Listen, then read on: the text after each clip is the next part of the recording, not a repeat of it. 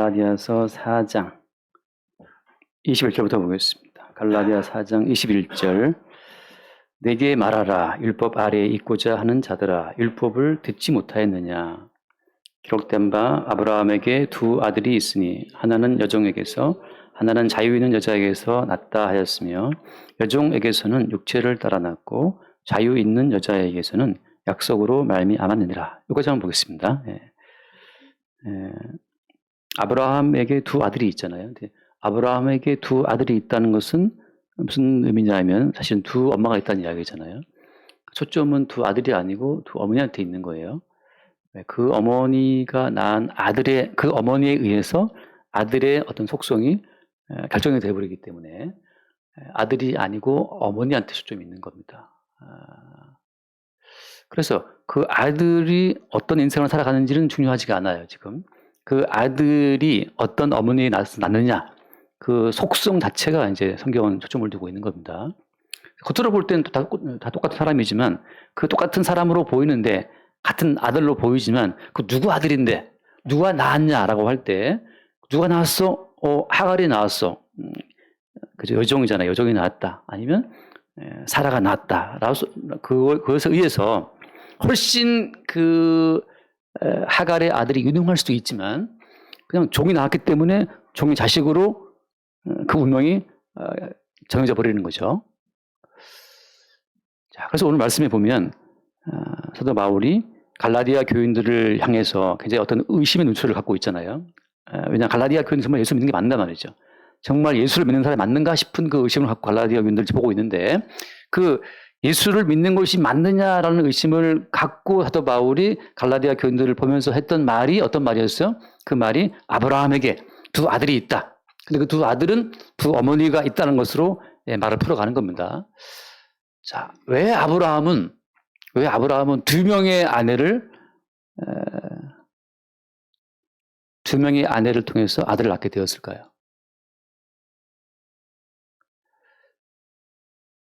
아브라함이 여자를 좋아해서 그런 건가요?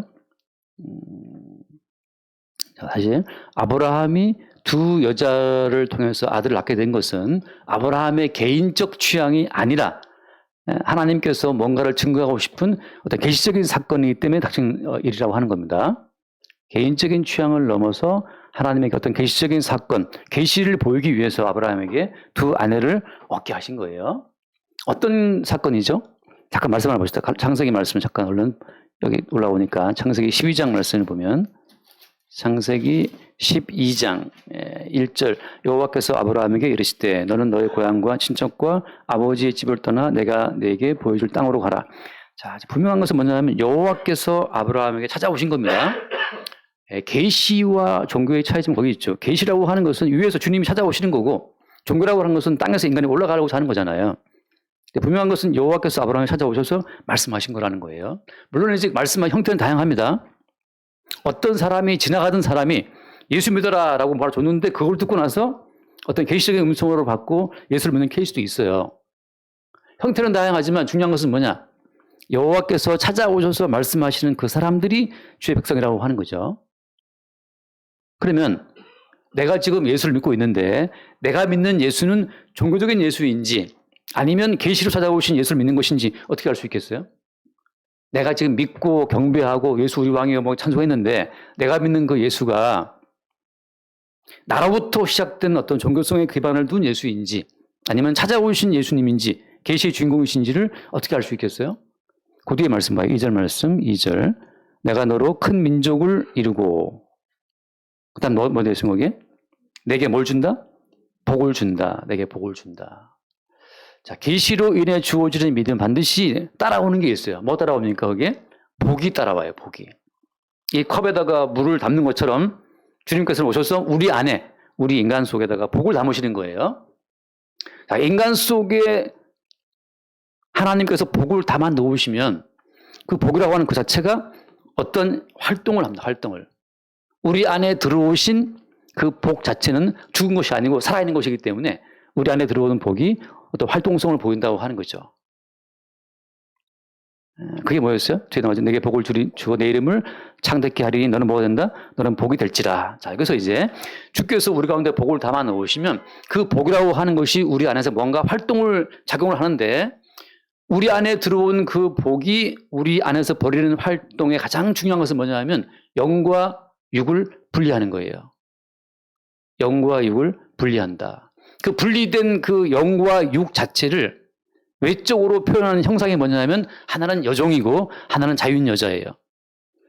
복으로 말미암아 분리된 영과 육 자체가 하나는 하갈로 하나는 사라로 표현된다고 하는 거죠. 하나님께서는 아브라함을 통해서 굳이 두 여인을 얻게 하심으로 말미암아서 아브라함에게 들어있는 그 육과 그 영을 분리하시는 겁니다. 여기서 혼은 지금 중요하지 않아요.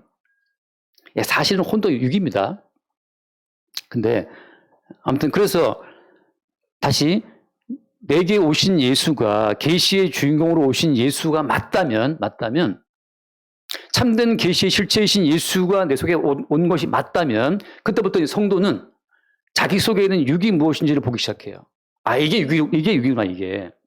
그 육이라고 하는 것이 무엇인지 영이 무엇인지를 보기 시작하는 그 분류하는 관점을 갖게 된다고 하는 겁니다.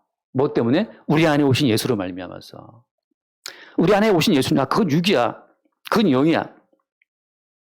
자, 그래서 하신 말씀이 어떤 말씀이에요? 요한복음 3장 6절 말씀에서 육에서 난 것은 육이다. 영에서 난 것은 영이다. 이거 누구 하신 말씀입니까?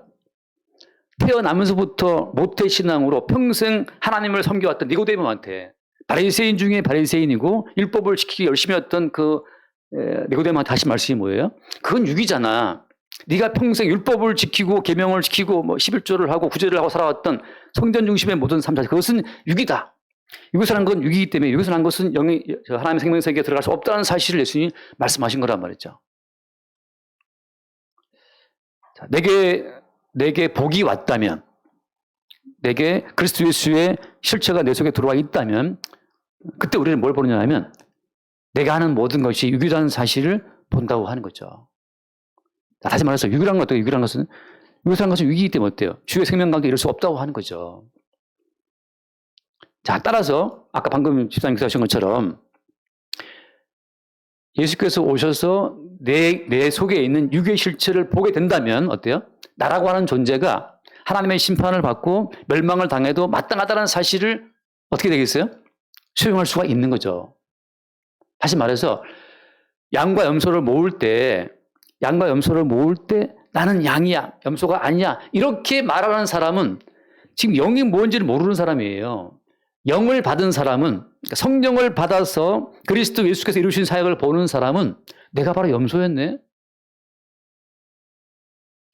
내가 바로 하나님의 진노의 심판을 가지고 마땅한 자라는 사실을 매 순간순간 보는 거예요. 동시적으로. 지금 아브라함 속에서 주의 복이 임하시니까 아브라함은 어때요? 두 아내를 취해서 한쪽은 이스마엘을 낳아요. 한쪽은 이삭을 낳고. 이스마엘을 낳은 사람은 누굽니까? 이스마엘을 낳은 사람도 아브라함의 씨였단 말이죠. 자, 다시 한번 말씀 볼게요. 로마서를 보면 로마 7장 말씀, 로마서 7장.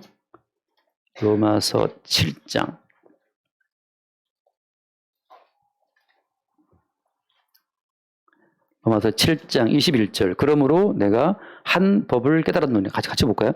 곧 선을 행하기 원하는 나에게 악이 함께 있는 것이로다. 자, 이게 복을 받은 사람, 그리스도 예수가 그 속에 임재하신 사람, 성령을 받은 사람은 뭘 보냐 하면 내 속에 다른 법이 있네. 뭐가 있는 거예요? 악이 있다는 걸 보는 거죠. 내 속에 지옥과야 마땅한 속성이 있다는 사실을 보는 거예요. 이것은 분류시키는 작업이지 절대 육을 훈련시킨다고 해서 영이 될 수가 있어요? 없어요? 없어요.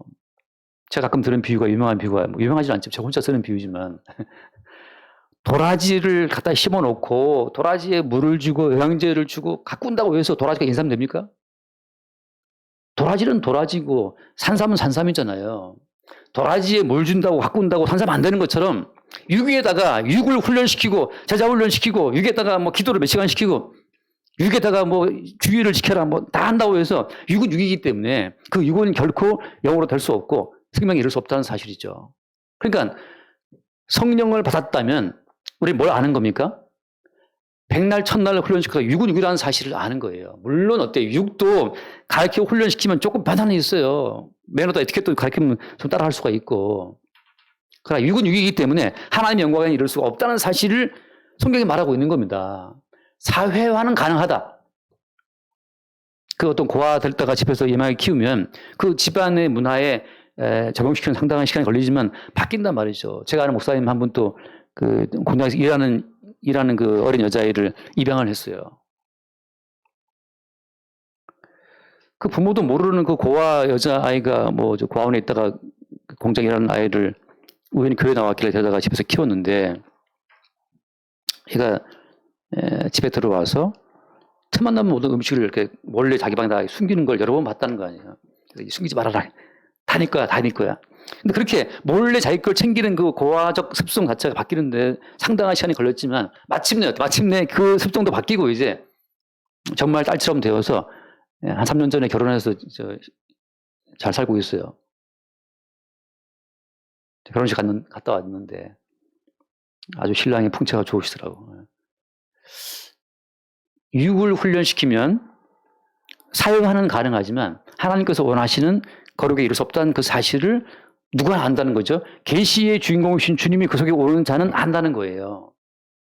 따라서 어때요? 종교라고 하는 그 이름으로 육을 훈련시켜서 하나님이 기뻐하시는 거룩을 만들어낼 수 있는 것처럼 가르치는 그 모든 가르침 자체가 그게 지금 엄밀히 말하면 복의 주인공이신 예수가 그 속에 없기 때문에 영과 육을 분리할 수 없기 때문에 그저 도라지한테 물 주고 육에 대해 물 주고 가르치면 영 되겠지 그러는데 이것을 하는 것은 육이고 영이라는 영이기 때문에 안 받겠다는 사실. 그 주님 하신 말씀이 뭡니까? 거듭나야 한다는 걸 거듭남을 말씀하시죠. 거듭남은 죽음을 깔고 말씀하시는 거예요. 그 뒤에 말씀 볼까요? 그 22절 지금 펴져 있습니까? 로마서 그 7장 22절에 내 속사람으로 하나님 법을 즐거워하되 여러분 육도 하나님 법을 즐거워하는 마음이 있고 다 있어요. 23절 내 지체 속에서 한 다른 법이 내 마음의 법과 싸워 내 지체 속에 있는 죄의 법으로 나를 살아도는 것을 보는도다. 오라 나는 곤고한 사람이로다. 아브라함이 하갈을 들여서 이스마엘을 낳은 것 때문에 얼마나 사라하고 싸웁니까? 곤고한 사람임을 보게 되죠. 중요한 건 뭐냐 하면 지금 오늘 핵심은 그거예요. 25절 말씀에 25절에 우리 주 예수 그리스도로 말미암아 하나님께 감사리로다. 자, 누구로 말미암아? 우리 주 예수 그리스도로 말미암아. 자, 다시 말하면 우리 주 예수 그리스도라고 하는 그 홀로 모든 의를 이루신 예수 그리스도를 나타내고 증거하기 위해서 주님께서는 아브라함의 가정 가운데 한 다른 여자를 아내로 얻게 하신 겁니다. 다시 말해서 왜 예수를 믿은 다음에도 우리에게 육이 있느냐 말이죠. 이 육은 피곤하고 짜증나고 귀찮고 뭐 먹고 싶고 자고 싶고 아무튼 이 육은 끝없이 욕망이 올라온단 말이죠. 왜 예수를 믿은 다음에도 성령 받은 다음에도 이 육은 올라와야 되는 겁니까? 뭐 때문이에요? 여러분 이 예수 믿은 다음에도 이 작동하는 이 육의 속성 자체를 이겨보려고 애쓰는 자체가 이게 바보 같은 거예요. 왜? 하나님께서는 예수를 믿고 성령을 주신 그 다음에도 육 자체를 죽이지 않고 계속 그 육 자체를 살아있게 하신단 말이죠. 뭐 때문이에요? 우리 주 예수 그리스도로 말미암아 감사하게 하기 위해서. 그 뒤에 8장 1절 봐요. 8장 1절 그러므로 이제 그리스도 예수 안에 있는 자에게는 무엇이 없다? 결코 정죄함이 없다. 끝없이 육신으로 말미암아서 죄를 올라오게 하시고 어때요? 그 죄를 말끔하게 씻기시는 그리스도 예수의 속죄의 은총을 나타낸다고 하는 거예요. 우리 육은 안 바뀐다 그래서 우리 육이 바뀔 것처럼 말하는 모든 가르침은 다 우리를 속이는 거예요. 교회에서 성경 말씀 가르치면서 우리 바뀝시다, 변화됩시다, 성화됩시다, 교화됩시다. 육은 육이기 때문에 안 바뀌어요. 바뀌는 것처럼 보이죠. 어떻게? 교인처럼 가르치면 교인 될 수 있어요. 예배 시간 10분 전에 오십시오. 10분 전에 와서 예배할 수 있고 줄을 지킬 수 있고 헌금할 수 다 할 수 있어요.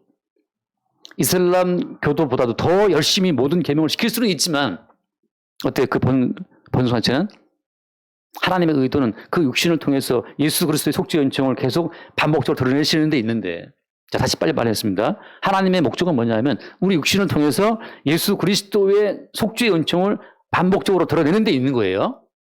우리가 말씀대로 살아서 점잖은 사람 되는 것이 목적이 아니고 우리가 말씀대로 살아서 경건한 사람 되는 것이 목적이 아니에요. 끝없이 우리 가운데는 육이 올라온다니까요. 육이 올라와요. 그래서 바울이 말하기를 내가 사망의 몸이다. 나이를 먹어도 육은 안 바뀝니다. 힘이 없으니까 잔소리 할 힘이 없으니까 잔소리 안 하는 거지. 힘쓰면 잔소리 한다니까요. 2절 말씀, 8장 2절. 이는 그리스도 예수 안에 있는 생명의 성령의 법이 죄와 사망의 법에서 너희를 어떻게 했다? 해방했다. 그리스도 예수로 말미암은 그 해방을 증거하기 위해서 계속 우리 육은 육으로 있어야 되는 거예요. 거듭난 사람의 육은 끝없이 그 죄를 발산함으로 말미암아서 그리스도 예수의 속죄의 은총을 증거하는데 그 용도가 있고 기능이 있는 거예요. 할렐루야. 그러니까 마음 편하게 죄질이란 말이 아니고 아무리 내 눌러 놓아도 육신으로부터 죄는 올라오게 돼 있다니까요. 그래서 많은 분들이 저한테 인상 좋다 그러시는데 인상이 좋다 많은 분들이 말씀하시지만 인상만 그렇습니다. 인상만 좋지 인성은 별로예요. 인성은. 물론 저도 사회화가 된 인간이기 때문에 이 자본주의 사회에서 이 어떤 공동체에서 처세하는 것에 대해서는 나를 요령이 처세는 할 수 있어요. 침묵할 때, 말할 때 나름 할 수 있지만 그게 주는 무식의 의인이 될 수 있겠습니까? 다 속에서 다 계산을 깔고 하는 건데. 그러니까 지금 주님께서는 왜 예수 믿은 다음에도 안 바뀌는가? 이게 모든 목사님들의 고민입니다. 이게 루터의 고민이기도 했고 왜 예수를 믿었는데도 안 바뀌냐? 육은 왜 안 바뀌느냐? 이게 모든 목사님들의 고민이에요. 근데 저는 가끔 토론 중에 목사님들 하다 보면 본인도 알아 안 바뀌는 거 알고 있지만 어때요? 알고 있지만 해보자. 가보자. 최선을 다하면 기뻐하시지 않겠는가? 안 기뻐합니다. 본인도 안 되는데 뭘 자꾸 하라고 가르쳐 자기를 속이고 타인을 속이는 거죠. 우리가 어때? 안 되기 때문에 우리 주 예수 그리스도로 말미암아 하나님 감사리로다 하는 거예요. 안 되기 때문에 나로 말미암아 감사하는 것이 아니고 나라고 하는 것은 인성쓰레기이기 때문에 나로서는 감사가 아니고 우리 주님 앞에 심판받는 것밖에 없어요. 근데 누구 때문에? 우리 주 예수 그리스도로 말미암아 하나님께 감사한다는 거죠. 나로서가 아니라고 나로서가. 그럼 솔직히 복음은 뭘 말하는 겁니까? 솔직히 나나 너나 우리 안 되는 거 알잖아요. 우리가 안 됩니다. 우리는. 아브라함이 육신을 따라서 여종을 얻어서 육체의 아들을 낳은 것처럼 우리가 하는 모든 것은 종의 여자가 낳은 아들처럼 종의 열매일 뿐이라는 거죠. 종의 열매. 누구를 의식해서 하는 거고. 주님 보시기에 기쁘면 안 되는 거예요. 그래서 지금 다시 한번 정리하자면 이겁니다. 예수를 믿은 다음에도 아직 우리 육으로부터 죄의 속성이 올라오는 것은 그 죄의 속성 자체를 이미 해결하신 예수의 십자가 은총을 증거하기 위함이라는 사실. 문장은 길지만. 그러니까 이상한 게 아니에요.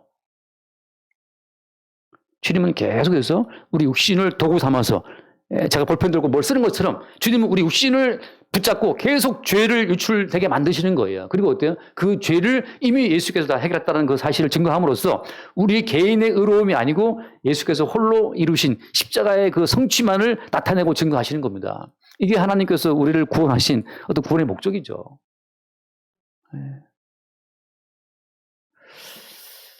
자, 그런 흐름에서 아브라함은 계시의 도구로서 하가를 들여서 아들을 낳은 거예요. 다시 말해서 처음부터 하나님이 사라의 태를 열어서 아들을 주셨으면 깔끔하잖아요. 그렇잖아요. 아니 사라의 태를 안 열어서 나중에 사라의 생리가 안 나올 때까지 그 사라의 태를 죽이신 분이 누구? 하나님이란 말이죠. 그렇게 하나님께 말씀하시길 야 내가 후손을 줄게. 넌 금종이 될 거야. 복을 줄게.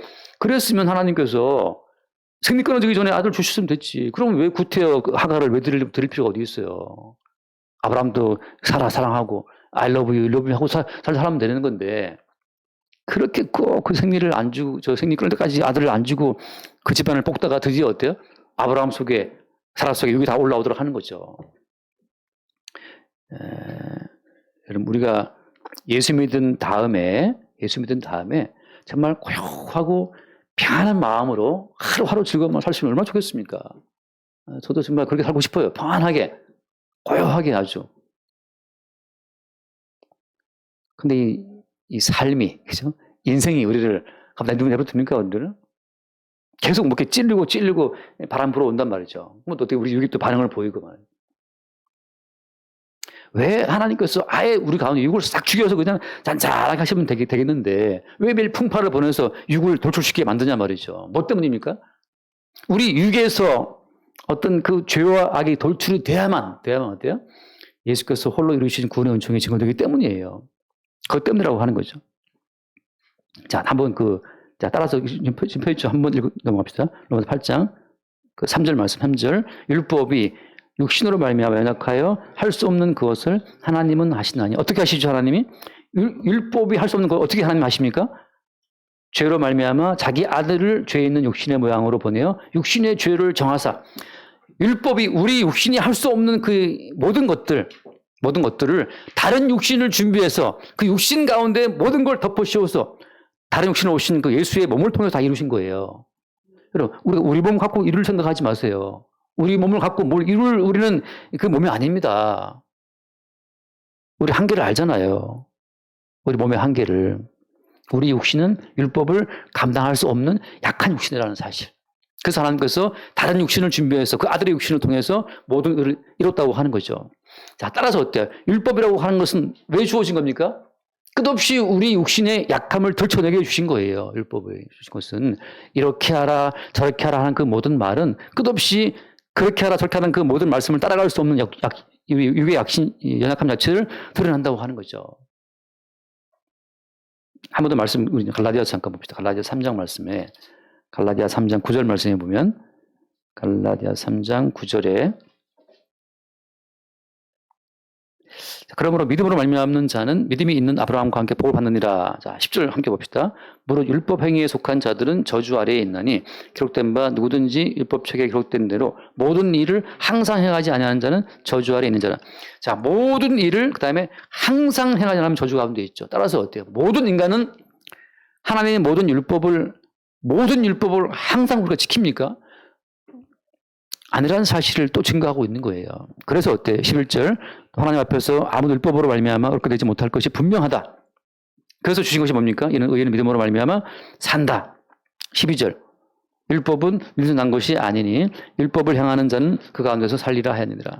자, 제가 잠깐 이 말씀 드리는 뭐 때문이냐면 아까 여자가 낳은 그 아들들이 계명을 지킨다고 해서 그것으로 그 아들의 본성이 바뀌는 것은 아니에요. 그래서 지금 제가 드린 말씀이 아들보다 중요한 것은 그 어머니다, 어머니. 아들이라고 하는 것은 외적으로 드러나는 어떤 형태지만 그 외적인 형태 속에 숨어 있는 본성이 뭐예요? 본성이 그게 엄마의 본성이에요. 자, 따라서 우리가 외적인 행위를 규제해서 얼마든지 성도 같은 모양을 볼 수 있습니다, 우리가. 얼마든지 말씀을 지키고 계명을 지키고 말씀대로 살아서 우리가 성도 같은 하나님 아들 같은 모습을 유지할 수는 있어요. 그래서 성경에서 뭘 말하고 있는 겁니까? 너 누구 아들이야? 너를 낳은 자가 누구냐? 내가 율법을 지켜서 하나님 백성다운 삶을 유지하고 있다면 그건 종의 자식이에요. 목사가 목회를 해서 저도 지금 언간 돌아보니 20년 동안 이러고 있는데 몰랐다가 어떤 모임에 가는데 어떤 분들이 동기들이 모여서 그래서 이제 20년 됐어요. 그렇구나.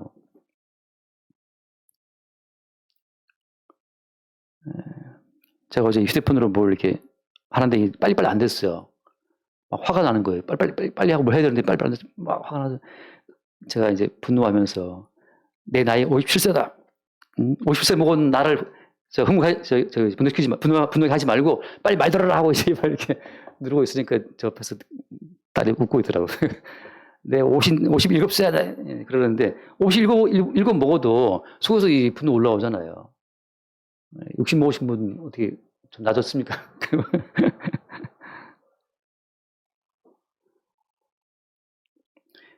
외적인 행동으로 성도다운 삶을 살아갈 수 있어요. 근데 성경은 뭘 본다? 너 누구 아들이야? 그걸 물어보는 거죠. 다시 말해서 율법을 지키는 너의 열심으로 말미암아서 지금 그 같은 어떤 형태를 갖고 있느냐? 율법을 지키는, 말씀을 지키는 어떤 너의 그 정성으로 경건한 성도의 삶을 유지하고 있느냐? 그건 네가 아무리 경건해 보여도 그 속성 자체가 율법을 지키는 너의 의지이기 때문에 그게 종의 자식이라고 하는 거예요. 자, 왜 제가 이렇게 말을 하냐면, 자, 하갈은 어때요? 하갈은 태가 살아있어요, 죽어있어요? 하갈은 아이를 낳을 수 있는 태가 살아있죠. 사라는 태가 죽었어요. 성경이 안 나오니까. 자, 무슨 말인가 하면, 내 속에 하나님 말씀을 지킬 만한 어떤 힘도, 어떤 능력도 없다는 사실을 아는 자가 사라의 아들입니다. 자, 제가 근데 정춘하라는 사람이 목사를 할 수 있는, 목사랍시고 말씀을 증거할 수 있는 어떤 그런 경건과 거룩함 내 속에 없어요. 없는 걸 내가 알아. 나나 여러분이나 똑같은 존재들이기 때문에 여러분한테 이래라 저래라 말할 수 없는 존재임을 제가 알죠. 너나 잘해. 뭘 이렇게 말이 많아 하는 것처럼 말이죠. 그걸 알고 있단 말이죠. 그럴 때 내 속에 어떠한 의로움도 어떠한 거룩도 없다고 하는 그 사실을 아는 자, 내 속에는 하나님을 기쁘시게 할 만한 거룩의 요소가 없다는 사실을 아는 자가 생리 끊어진 태가 죽은 그 사라고, 그 사라의 자식이라고 하는 거예요. 제가 지금 사라 아들이라 말하는 건 아닙니다. 지금 하나의 비유를 말하는 거예요. 내 속에 하나님의 영광에 이를 수 있는 어떠한 의로움과 거룩함도 없다는 사실을 아는 자. 내가 왜 뭘 했어요? 내가 구제를 했어. 아, 구제 훌륭하십니다. 이 구제한 건 내가 아니야. 내가 아니고 내 속에 오신 주님, 보이지 않는 그 주님이 나로 하여금 이 구제를 하게 했다고 하는 것으로 보이지 않는 주님께로 시선을 돌릴 수 있는 그 사람이 사라의 아들이라고 하는 거죠. 이삭이라는 거예요. 근데 내가 이거 했어. 당연히 했지. 나도 그렇게 할 수 있는 능력이 있으니까. 그 자기에게 아직 뭔가 선을 행할 수 있는 그 자질이 있다는 자체가 그것은 하갈이에요. 그러니까 겉으로 볼 때 똑같이 예를 들어서 똑같이 교회에 나와서 앉아 있지만 교회를 나올 때 오늘 내가 교회에 나온 것은 나의 의지와 나의 힘을 넘어선 주님의 의지가 나를 여기 있게 했다고 하는 것으로 주님의 의지 앞에 자기의 의지를 부인할 수 있는 그 사람이 예컨대 사라의 아들이라면 내가 오늘도 교회 나왔는데 내가 나와서 예배하고 내가 나와서 헌금하고 수고한 나의 수고를 하나님이 알아주시겠지. 그 말하자면 이제 이스마엘인 거죠. 그러니까 평생을 쌓아도 이스마엘은 추방되는 거예요. 생명의 아들이 아니기 때문에.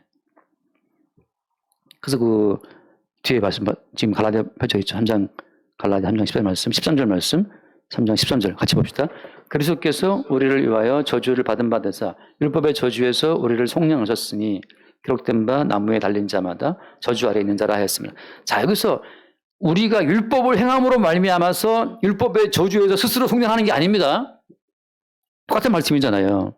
율법의 저주에서 주께서 십자가 달려 죽임 당함으로 속량하신 거예요. 대신 죽으심으로. 우리에게 네가 법을 어겼으니 다시 네가 법을 지키는 방식으로 해서 너의 죄를 속하라. 너의 선행으로 너의 악행을 속해 갚아라. 그런 의미가 아니라는 거죠.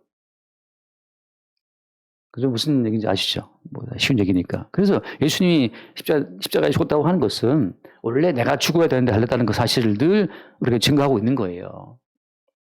자, 내게 있는 것으로 뭔가를 시행하는 모든 사람은 다 종이라고 하는 겁니다. 잠깐 말씀을 고린도후서 잠깐 보면 고린도후서 10장 말씀, 고린도후서 10장 말씀을 잠깐 읽어봅시다. 10장 12절. 고린도후서 10장 12절. 우리는 자기를 칭찬하는 어떤 자와 더불어 감히 짝하며 비교할 수 없노라. 같이 봅시다. 그러나 그들이 자기로서 자기를 헤아리고 자기로서 자기를 비교하니 지혜가 없도다. 어제보다 내가 오늘 좀 더 발전되었으면 내가 뭐 이렇게 진보하고 있네. 그렇게 자기 자신을 비교한다고 하는 거죠. 내가 오늘은 좀 화를 덜 냈네. 내가 오늘 좀 몇 시간 더 기도했네. 내가 오늘 좀 더 내가 성경을 더 많이 묵상했네. 그 자기로 자기를 비교하는 그 육을 두고 육을 비교하는 그 게임 가운데 빠져 있는 거예요. 많은 교회들이. 주님께서는 그 자기 자체를 어때요? 자기로 자기를 비교하는 그 자기 자체를 싹 밀어버리는 겁니다. 넌 종의 자식이야.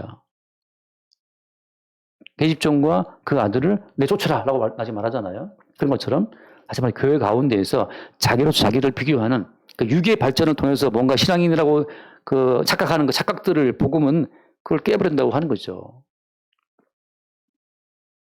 자, 그래서 오늘 돌아와서 보면 21절, 오늘 본문 돌아와서 21절 말씀에 21절에 내게 말하라. 율법 아래에 있고자 하는 자들아. 율법을 듣지 율법이 뭔지 모르냐 정령? 이 말입니다. 지금 갈라디아 교인들이 다시 율법을 지키는 방식을 통해서 자기들의 경건과 거룩을 만들어 가려고 애를 쓰고 있으니까 이미 그들의 경건은 어때? 그들 경건은 다시 이미 어때? 그들은 경건해진 겁니까? 안 경건해진 겁니까? 자, 다시 예수를 믿었어요.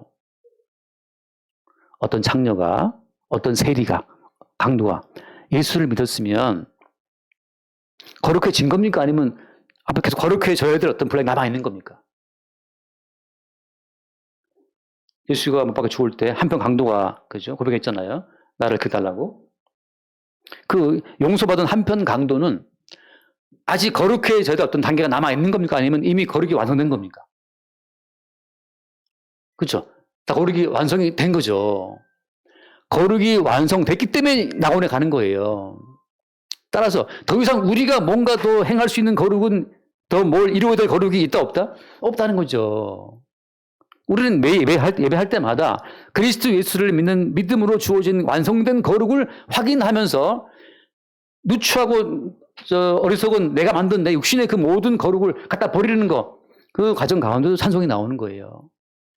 그리스도 예수를 믿고 거듭난 모든 성도에게 주어진 거룩은 이미 완성된 거룩이고 완성된 온전함이라고 하는 거죠. 한번 잠깐 말씀하시죠. 히브리서, 이건 안 줬어요, 선생님에. 히브리서 10장 말씀을 잠깐 보면 다 외우는 말씀이긴 하지만 히브리 10장 말씀, 10장 10절. 10장 10절. 이 뜻을 따라 예수 그리스도의 몸을 단번에 들이심으로 말미암아 우리가 거룩함을 얻었노라. 예수 그리스도의 몸을 단번에 십자가에 들이심으로 이미 우리가 어때요? 거룩함을 단번에 이미 우리도 거룩함을 얻었다고 하는 거죠. 얻었다. 그 뒤에 말씀 영원히 온전케 했다는 몇 절이 있죠? 14절 말씀. 예. 그 다음 또 봐요. 14절 말씀. 14절. 그가 거룩하게 된 자들을 한 번의 제사로 영원히 온전하게 하셨다. 참 놀랍지 않습니까, 이게? 더 이상 우리는 온전하게 될 게 없어요. 정춘하는 누추한 이름이지만 주님 앞에서는 그냥 영원히 온전하게 된 거예요. 더 이상 내가 이루어야 될 어떤 거룩한 경지는 없어요. 그게 영이죠. 영에서 하는 것은 영이기 때문에 그것으로 온전하게 되고 거룩하게 되고 충분하게 된 겁니다. 이제 그 영원히 온전하게 된 그 거룩 앞에서, 그 영원한 온전함 앞에서 우리 육체가 만들어내는 그 모든 온전함들이 가짜라는 사실을 매 순간순간 그것을 깨부시는 것이 그게 성도의 심판이에요, 심판. 자, 다시 마태복음 잠깐 찾아볼래요? 마태복음 그 몇 장이죠? 16장. 마태복음 16장. 19장입니다. 19장. 마태복음 19장입니다. 왔다 갔다 하네. 마태복음 19장에 보면 그 심판한다, 19장 28절이네요. 28절. 19장 28절. 예수께서 이르시되 내가 진실로 너에게 이르노니, 찾았나요? 28절 말씀. 세상에 새롭게 되어 인자가 자기 영광의 보좌에 앉을 때에 나를 따르는 너희도 12보좌에 앉아 이스라엘 12지파를 심판하리라. 자, 성도가 하게 될 심판은 뭐냐 하면 예수께서 단번에 이루신 십자가의 제사로 말미암아서 우리에게 주어진 그 거룩함, 그 온전함으로 말미암아서 인간이 율법을 지켜 만들어내는 그 모든 허접되기 같은 허접스레기 모든 모든 그 거룩들을 그것을 아니라고 이렇게 잘라내고 심판하는 그게 성도가 심판하는 거예요. 왜? 12지파의 자리에는 주께서 표를 만들어 놓으신 온전한 거룩만 들어와야 되기 때문에 윤리학자가 만들어 놓은 윤리적인 거룩, 그거 아니다 말이지. 그것은 공자가 말한 유교적인 도덕, 그것도 아니야. 잘라내고 말이죠. 인간이 계명을 시켜 만들어낸 내가 어릴 때부터 계명을 시켰습니다. 그것도 아니라고 잘라내는 것. 예수께서 단번에 놓으시는 그 거룩과 순전함의 기준을 가지고 그건 아니지. 그것이 어때? 그게 성도가 갖게 되는 12지파를 심판하는 심판의 권세라고 하는 거예요. 그걸 어때? 성도들이 이미 이 땅 가운데서 누리고 있는 거죠.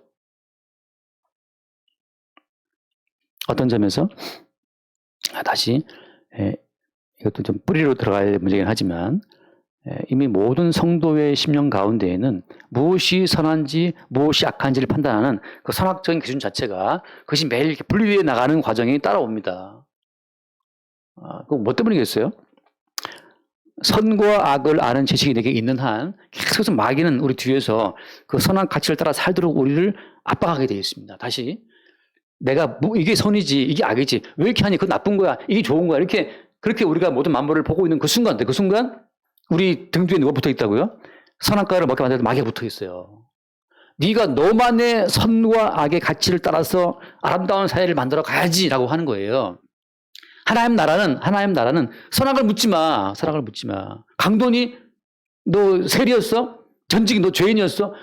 묻지 마. 왜 안 묻는 겁니까? 예수 그리스도의 단번에 십자가의 죽으심이 이루어진 거룩으로만 가득 찬 세상이기 때문에 선악 가치로 나는 강도였습니다. 나는 죄인이었습니다. 그거 따지고 묻지도 말아라 말이죠.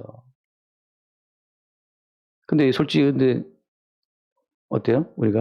우리만의 선악 가치가 있기 때문에 열받아요, 보면. 짜증나잖아요. 왜 저래, 쟤. 하고 우리 이제 성질 난단 말이죠.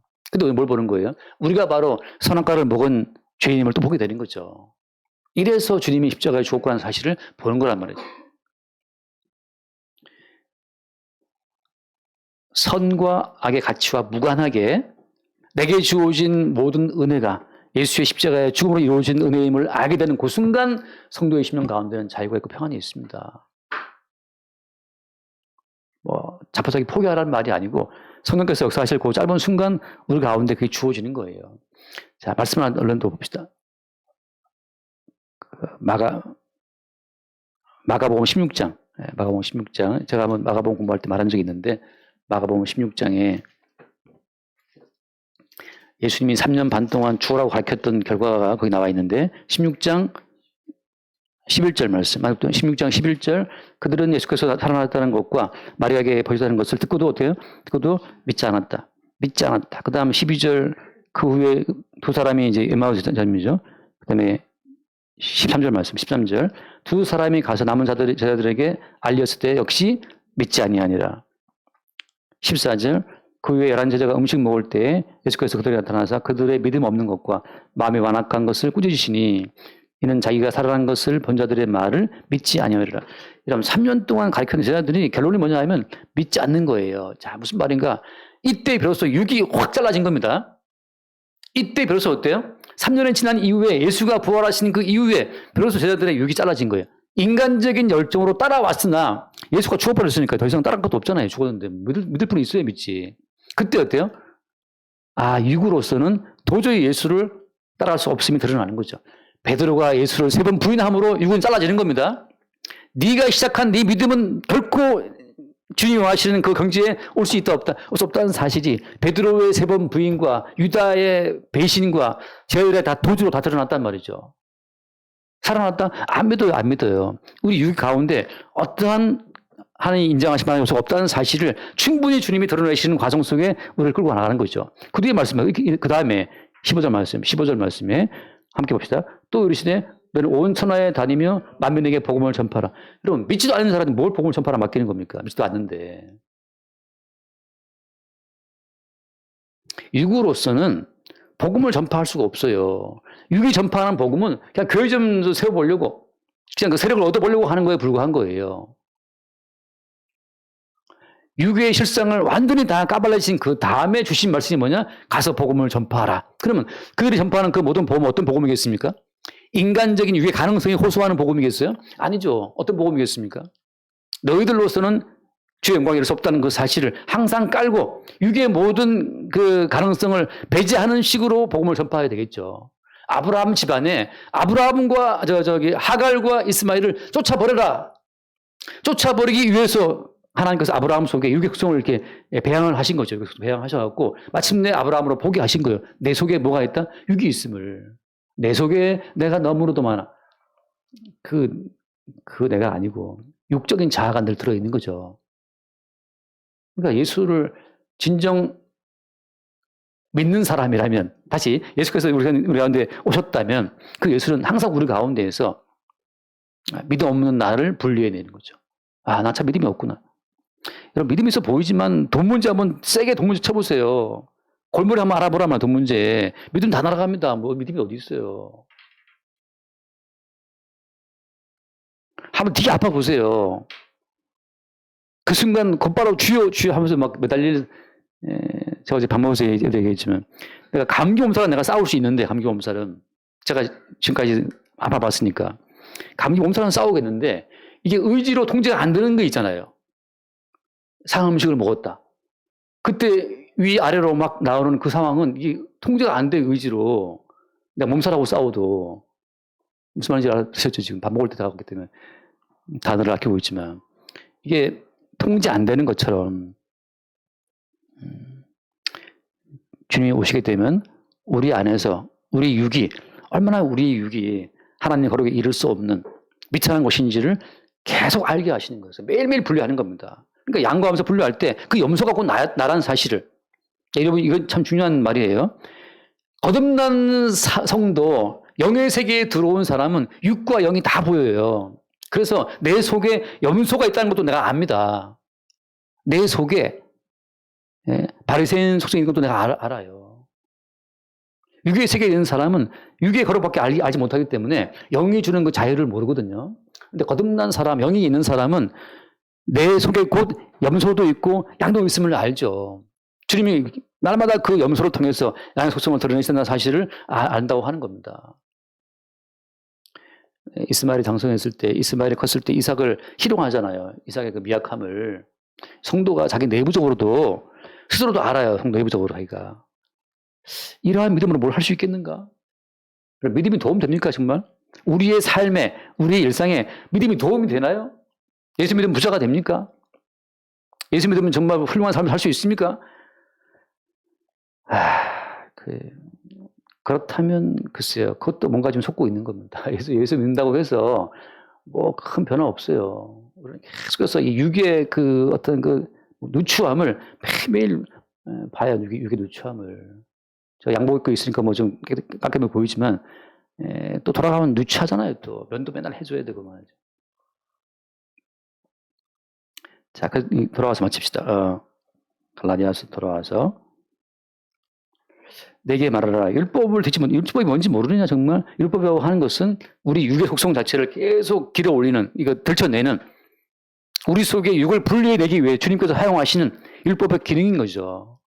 뭐 하라 하지 말라, 이 모든 말씀은, 이 모든 말씀을 감당치 못하는 우리 육의 속성 자체를 끄집어내기 위한 주님의 뜰채 같은 거라 이 말이죠. 뭐 국 끓이다가 국에서 뭐 이렇게 끓이면 그 하얀 거품 올라올 때 이렇게 국자로 걷어내잖아. 그런 것처럼 율법으로 우리를 이렇게 눌러버리면 올라오는 이 말씀을 살 수 없는 우리 육의 속성 자체를 주님이 걷어내는 과정이란 말이죠. 아브라함에 있는 육의 속성 자체가 하갈을 들여서 나타나는데 그 하갈을 분리해내므로 말미암아서 주님이 걷어내시는 거예요. 아브라함 속에 있는 육을 분리해 보게 하신 다음에 이 걷어내시는 과정이 아브라함 평생 따라오는 겁니다. 모든 성도는 날마다 그래서 올라오는 육의 속성 자체를 주님이 걷어내시는 과정으로 들어가는 거죠. 그래서 아브라함에 두 아들이 있다. 근데 두 아들이 똑같은 아들이지만 그 아들의 속성 자체를 여종이냐 자유인 여자이냐라고 함으로 말미암아서 주님은 계속 우리 속에서 우리 행동의 동기가 되는 그 숨겨진 속성을 주님께서 찾아내시는 거예요. 그 일을 한 것이 성령으로 인해 주어진 것이냐, 네가 한 것이냐. 네가 한 것이냐? 염소네. 지옥 가야지. 그때 나의 유라고 하는 것은 염소였고 마땅한 그 어떤 심판하는 사실을 보게 되는 거죠. 그렇게 매일매일 주님 우리 안에서 육을 잘라내고 육 때문에 죽임당하신 예수를 드러내시면서 다시 우리를 영의 자리로 바꿔나가시는 이 모든 이 메커니즘이 이 선순환 과정이 매일 성도 가운데 주어지는 거예요. 그러니까 그 누구도 나는 거듭났어. 나 이제 영의 사람이야. 이렇게 꼴값 들고 자기 자리를 확보할 수 없어요. 육이 있는데. 주님은 그 육을 다시 한번 쳐서 육을 튀어나오게 해서 다시 십자가에 죽임당하신 온전한 거룩의 주인공신 예수를 바라보게 하고 우리의 육을 통해서 나의 육이 만든 거룩은 엉터리였고 십자가에 죽임하신 예수님이 단번에 이루신 거룩만이 참 거룩이라는 사실을 또 우리로 하여금 증거케 하시는 겁니다. 그래서 맨날 우리는 육이 있는 것이고 육으로 말미암아서 주를 드러내는 거죠. 하나만 읽고 마칩시다. 요한계시록 22장 요한계시록 22장 1절 말씀에 보면 또 그가 수정같이 맑은 생명수의 강을 내게 보이니 하나님과 및 어린 양의 보좌로 나와서 자 2절 길 가운데로 흐르더라 강 좌우에 생명나무가 있어 12가지 열매를 맺되 달마다 그 열매를 맺고 그 나무 잎사귀들은 만국을 치료하기 위하였더라. 여러분 천국에는 뭐가 없어요? 천국에 생명나무가 있지만 생명나무가 12가지 열매를 매일 맺고 있지만 천국에는 뭐가 없어요? 천국에는 선악과 나무가 없어요. 여러분 바보는 행복하잖아요. 선악적 지식 판단이 없으니까. 근데 선악 지식이 있는 순간 우리는 계속 인생이 괴로운 겁니다. 이거 왜 이래야 돼? 이거 왜 이런 거야? 이건 악한 건데 이게 바른 건데 그 네가 만든 선악 기준인데 천국에서는 선악 기준을 갖고는 들어갈 수가 없어요. 왜? 선악 기준을 갖고 있는 사람 자체는 어때요? 늘 자기 나름의 왕국을 세운단 말이죠. 뭘 통해서? 율법을 통해서 자기의 선을 증거하기 위해서 늘 법을 갖고 들어와요. 법을 갖고 11시에 예배 시간이니까 11시에 나와야 된다는 건 그건 무슨 법이죠? 우리가 만든 사회적인 법이잖아요. 그냥 나왔다. 난 잘했다.